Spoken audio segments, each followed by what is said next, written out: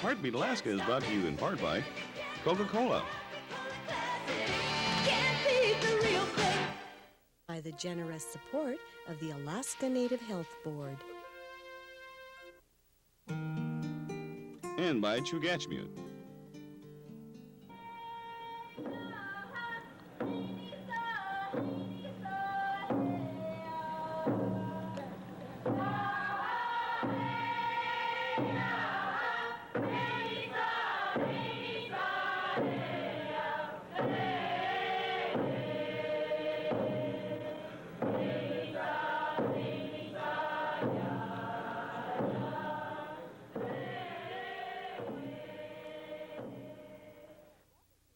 Hello, welcome to Heartbeat Alaska. I'm Jeanie Greene, bringing you Native news across the North. Today we travel to Borough with news from the North Slope Borough on the Kivgik, an ancient messenger feast. We go down to Juneau and learn what the legislature is doing or not doing on subsistence. Alaska Native Health Board interview is with us once again this week, and much, much more. I'll be back with news briefs, but first, here's Gary Fife with National Native News. This is National Native News. I'm Gary Fife.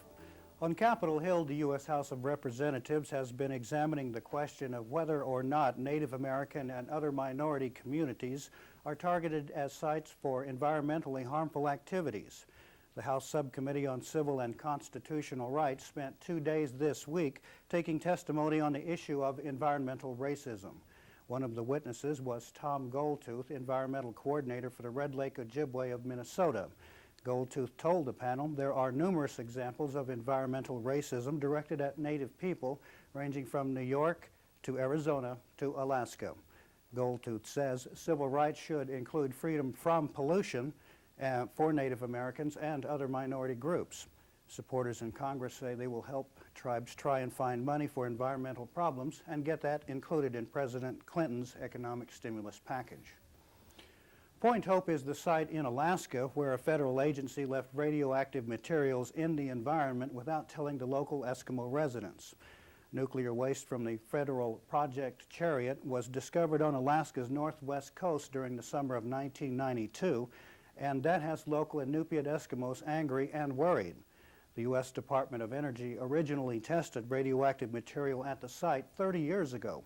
Now they're attempting to clean it up, but the Native people still have major questions. The Northwest Arctic Borough's planning director, Walter Russell, says the people of Point Hope are the ones who should decide on what actions are needed, adding, if they want to do something, then we'll do it. The cleanup is scheduled to take place in July. The Institute of American Indian and Alaska Native Arts is asking Congress for $19 million to help build a new campus in Santa Fe, New Mexico for the famed Native Arts School. School officials told the U.S. House of Representatives Budget Committee late February that a new facility is their top priority. The funding would also go for hiring and training faculty and expanding the school's public education program. Institute witnesses added they believe they can come up with another $35 million from private sources. Native Americans across the country have aggressively been working to have Native-related names and logos removed or replaced from sports teams. But in the Southwest, some Navajo politicians are taking an opposite position. Frank E. Paul, Leo Watchman, and Thomas At-City are also New Mexico state legislators. They've passed a state Senate memorial saying the use of Native nicknames is a positive thing. They say their intent is to have Native names used with respect and doesn't necessarily ask more teams to adopt Native names or logos. One of the groups says those Natives who argue against such practices are, quote, urban Natives who've moved away from the reservation, unquote. And finally, sled dog mushers have begun the 1,000-mile plus of the Iditarod Trail race. Among the competitors are Alaska natives Joe Garney, Beverly Masick, and Mike Williams. For the second year in a row, Eskimo musher Mike Williams will tackle a trail for more than just competition. The Akiak native will continue his quest for sobriety among Native people. As with last year, Williams' sled will carry signed pledges of sobriety from Alaskans. The original race carried diphtheria serum, and Williams says he's carrying this load to cure the disease of alcoholism, and we wish him well on his journey. For National Native News and for Heartbeat Alaska, I'm Gary Fife. Be sure and catch Gary Fife's Iditarod updates on National Native News. And speaking of public radio, KOTZ in Kotzebue are celebrating their 20th anniversary of being on the air. KOTZ has been the primary news source and information in the Northwest in that area, so please give them your support. We'll be back with news from the North Slope Borough right after these messages. Uniquely Alaskan, the Tundra Times brings you the best award-winning weekly state-wide coverage. News and opinions. The Tundra Times takes on the issues from an Alaskan point of view. Published by Alaskans. If you make Alaska your home, you should be reading the Tundra Times. Receive 52 weeks of the Tundra Times for $20. Call now. Start reading in-depth Alaska reporting at its best. The Tundra Times, 274-2512. Call today. The Tundra Times. Things together turn out better, one and one make two. Like rock and roll, like heart and soul, like a cold Coke too and you. Yeah, we got your number, you like life sweet, but it's gotta have an edge to be complete. Without the other, the one won't do. There's a whole idea behind Coke too. Real cola taste plus the sweetness of Pepsi. Two things that add up to smooth, refreshing Coke 2. Ooh, Coke 2. We got your number.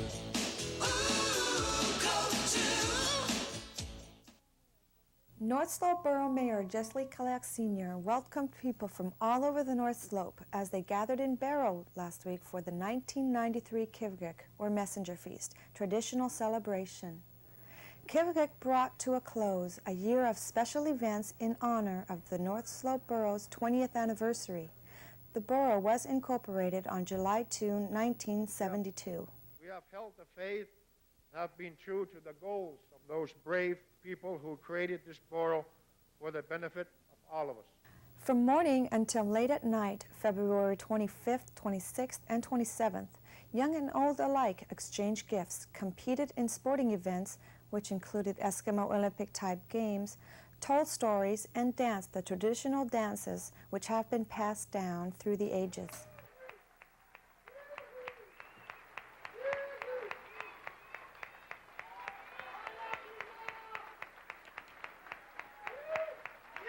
Max Tuyuk, a messenger runner from the Tikiguk Traditional Dance Group, won the foot race to Borough High School, where Kivgik took place. Historically, messenger runners were sent to guest villages to invite people to a Kivgik, especially after a very successful hunting year. The festivities also included a fashion show of fancy parkas and other clothing items, and judging of dance group banners hung above the stage. This year, Nuvung Mute, a new dance group from Borough, took the prize for Best Banner. The banner will be displayed alone during the first day of the next Kivgik. During the Messenger Feast, which was broadcast live locally in a joint production of the North Slope Borough and the North Slope Borough School District television studios, the Borough and Wainwright dance groups performed a unique dance called Kalukak, or box drum dance. The changing of drummers during the dance represents the passing of time to a new year. The colorful and exciting box drum dance is performed only during Kivgik.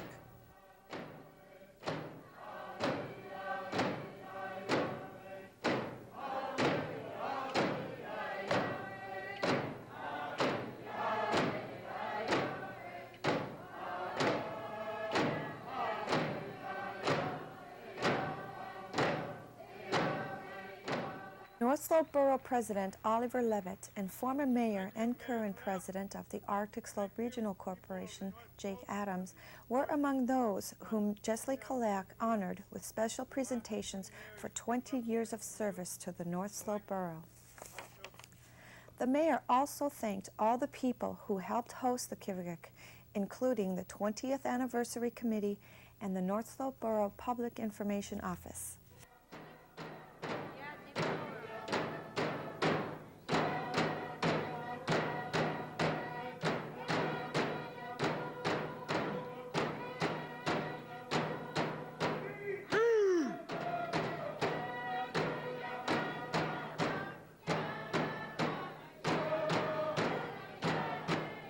Floorboards shook when the 1993 Kivgik Grand Finale brought everyone down from the bleachers for one last dance.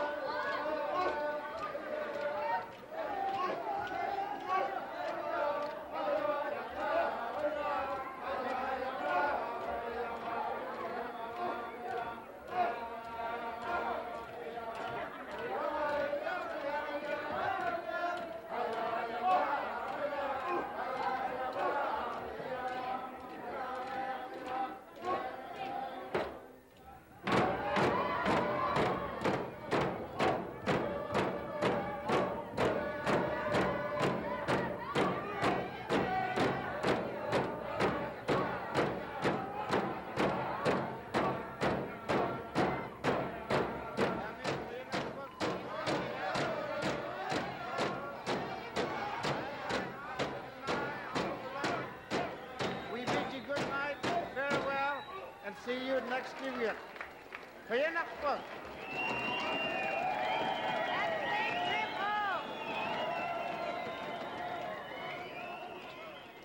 From the North Slope Borough, we thank you for joining us. Thank you, Tina Corwin, Mark Olson, and the rest of the production crew at the North Slope Borough for this excellent news package that they managed to get to me during a very busy time. We travel now down to Juneau.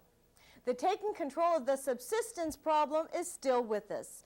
News director from KJUD-TV in Juneau, Gary Essex, says that unless voters bring pressure to bear down on the legislators, not much is likely to be done about untangling the subsistence problem this session. When U.S. Senator Frank Murkowski spoke to the joint session of the legislature last Thursday, he mentioned taking back control of Fish and Game and that he was glad they were doing something about it. Representative Ben Grusendorf, Democrat Sitka, took exception. We are not working on it, and there's two ways to go. One would be to amend the Alaska State Constitution, giving flexibility for us as legislators to develop classifications and criteria, and the Board of Fish and Game to, fill in the details on that, the regulations and how it's going to operate. But with the Supreme Court ruling, the state of Alaska's Supreme Court, saying equal access, that drives us into a box where we got to give flexibility to that Constitution. Senator Georgiana Lincoln, Democrat of Rempart, heard from Senator Murkowski that the problem of subsistence rests with the legislature to resolve. She learned that there are two bills, one in the Senate, one in the House, to change the Constitution, so Fish and Game comes under state control. I was hoping to see this resolution then move rather rapidly through the House and consequently come over to the Senate, or our bill start moving over here. There's been no effort on the Senate's bill to move at all. I don't know if that is planned. At this point, the majority of the House and the Senate do not want to deal with it. I don't know if it is an urban bush. I think it's more of a party affiliation is how I read it. And the people that are really arguing against the constitutional amendment are the very people that are going to get hurt the most, and that would probably be the commercial fishermen, followed by the sports fishermen and hunters, the commercial guides, and then it'll be the national government will just be dealing with subsistence users. These are native and non-native who are asking the questions of what are we doing? Because they live the lifestyle that requires a subsistence protection lifestyle. Fish and hunt, when it comes to subsistence, are considered by some to be bad four-letter words, but not as bad as a five-letter word like dodge or avoid, and the very bad six-letter word ignore. When it comes to subsistence, there are words like need and food, which are good four-letter words that in this case happen to be pitted against the five-letter word sport. Which brings us to the conclusion that when it comes to subsistence, anything over four letters is a bad word, but not nearly as bad as that eight-letter word, politics. I'm Gary Essex, KJUD-TV Juneau, for Heartbeat, Alaska. Gary Essex, by the way, has over 20 years' experience in TV news. We welcome him as a contributor to Heartbeat, Alaska. Stay tuned now for more news right after these messages. When Herbie was a little child, he lived in a sod house, what non-natives or outsiders would refer to as an igloo. Something is happening to New Coke. The name is changing to a name that makes it even easier to tell it apart from Coca-Cola Classic, which will not change in any way. New Coke is now called Coke 2 because it gives you one real cola taste, plus two, the sweetness of Pepsi. Two things that add up to smooth, refreshing Coke 2. If you've been drinking Pepsi, give Coke 2 a try. New Coke is now called Coke 2. We have always felt in harmony with the land.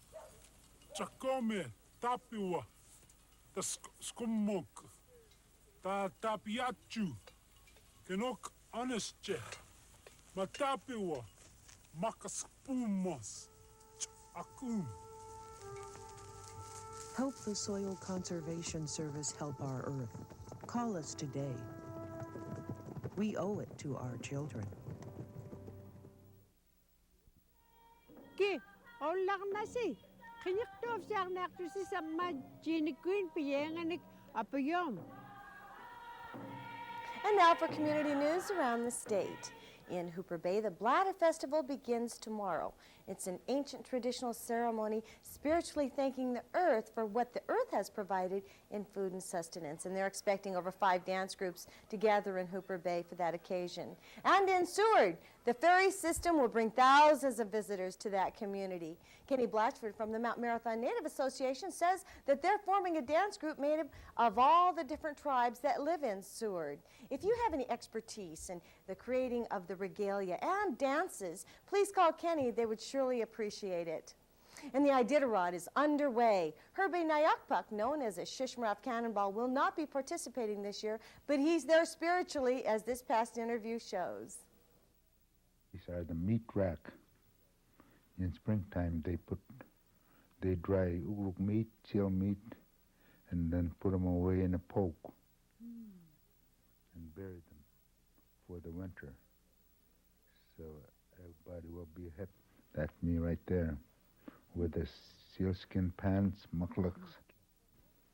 That's all we had long ago. When Herbie was a little child, he lived in a sod house, what non-natives or outsiders would refer to as an igloo. They were warm, but sometimes they use seal oil lamp and wood stove. No windows. Down right there, that stovepipe is insulated out of reindeer skin. Herbie earned the Cannonball title for leading during most of the Iditarod in 1980. In 1982, a storm almost cost him his life on the trail. It was all my fault that time. I thought that weather just like up north. Overcoming obstacles is the way Herbie Nayokpuk lives. In 1982, he underwent triple bypass surgery. He's also had a stroke and heart problems. This may slow someone else down, but Herbie Nayokpuk, he's looking forward to his next race. Some they call me tough guy. You know, one time when I had stroke that time, I got a call from Joe Garney. And he said, Herbie, you will never die. You're too tough to die. That's what he told me. Herbie and his wife were in town yesterday for the beginning of the Iditarod race. And further news from around the state. The damage from the March 24th, 1989 Exxon Valdez oil spill continues. On that date, hundreds of miles of pristine coastline were contaminated by the oil. Today, the residents of that area continue to feel the upheaval, this time with the vandalism of an ancient burial site. He conquers, he overcomes, he's invincible. Well, as a result of the Exxon Valdez oil spill, a flood of workers came across Prince William Sound to clean up the oil spill, and as a result of the increased population, new population out of workers out there, they uncovered and discovered a prehistoric burial in an old site in Prince William Sound that was overlooked by archaeologists from the Exxon team and was overlooked, and as a result, it was vandalized and theft of human remains occurred out there. And thus, we have come to this point today. And Father Luke and I are very privileged that we can be here at this place and reinter the remains of this person who, in some way, is a representative of all the people of this area. One time, this large cave was made out of a pillow lava at one time, and it's a real deep cave, and it was at one time in prehistoric time, probably thousands of years ago, it was used for habitation. People lived in these locations. And then as the populations moved on, they buried their leaders in there, their chiefs, their shamans, and these caves were reverted back to as a burial locations. Boy, I think it really has really affected a lot of, the oil spill was bad enough on the spirits of the people, but when people start to mess around and destroy a part of your culture and your history, I think it really hits a sensitive point. One thing about places such as these is the most revered sites are burial places. They're your direct ancestors, and people have a respect for these areas. They try to avoid them, try to leave them alone and leave them stay in their natural state and respect the wishes of the people long ago as they are now. And should anyone come across ancient human burial sites in that area, contact John Johnson of Chugach, Alaska Corporation. I'd like to encourage my viewers to please continue to send news from that area. We'll do our best to get it on Heartbeat Alaska. Please call area code 907-563-3507. And of course, that includes my viewers from Greenland and Canada. We continue on now with the Alaska Native Health Board interview. Today we're talking with Nan Smith, a master's degree in social work and a Mississippi Choctaw Indian. She is the Child Mental Health Program Specialist for the Alaska Area Indian Health Service. The issue we're talking about today revolves around the subject of child abuse and some of the things that we're doing about it, particularly what kind of services are being provided differently today. Nan, tell me, what are some of the services, child protection services that are happening or being provided today by the Indian Health Service and by the regional health corporations? The primary goal is to prevent child abuse and neglect. That's our ultimate goal, and we've got many activities in various communities that are currently going on. The role with my position is to establish what we call child protection teams. They're also known as village response teams or multidisciplinary teams or staffing teams. So that's the goal, is to get a team that can deal with child protection issues. And how is it, do we have child protection teams in all our villages? No, we don't. We hope eventually to reach that point. Currently, right now, my main focus is to assist regional health corporations establish teams at each region, and they in turn can provide training and technical assistance to the villages that they serve so that each village can have a team. These child protection teams, are they successful? It's very effective. It works, and it can work well. When a team starts, they have to, first of all, identify what role or what function they're going to take, and those roles and functions can vary. But the ones that I'm familiar with, and my experiences with teams where they bring in a situation where there's a group of people who are concerned about making a difference in working with families and children, they bring in a case, discuss it, develop a treatment plan. All the parties that would be involved in providing services are all under the same roof. They're in the same room. They're talking about who's going to do what. So it brings all the agencies together, and when you coordinate, have everybody together, you get more done with, and it takes less time, actually. And how about the issues around confidentiality? I know in small villages, confidentiality is a big issue, particularly when you're dealing with a subject like child abuse. Confidentiality and trust, I think, pretty much go hand in hand. Anybody who is going to participate in a team whose function is to bring a case in, to discuss the details of a case and come up with a treatment plan, they're going to be dealing with information that most people probably wouldn't want other people knowing about them.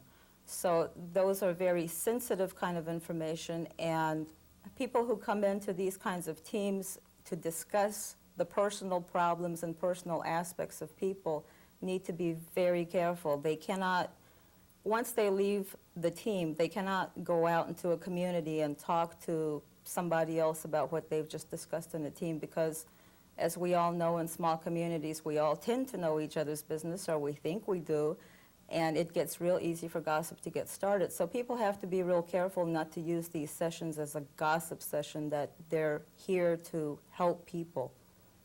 We've been talking with Nan Smith, a child mental health program specialist with the Alaska Area Native Health Service. For Heartbeat Alaska and Alaska Native Health Board, I'm Ann Walker. Ann Walker will be back again with the Alaska Native Health Board interview on the next program of Heartbeat Alaska, which airs March 21st. And then Heartbeat airs every single week after that. We're looking forward to it. I hope you are too. One closing note before we go. The governor has asked the legislator to approve a 25% cut in state aid, eliminating property tax exemption to the elderly, reducing energy subsidy to rural areas, cutting welfare benefits, and phasing out the longevity bonus program for the elderly. And if you have any comments on that, please call your legislator. The number in Juneau is 561-7007. You may also, by the way, call your own representative collect and let them know exactly how you feel about these proposed cuts. I'm Jeanie Greene for Heartbeat Alaska, bringing you Native news across the North. See you next time.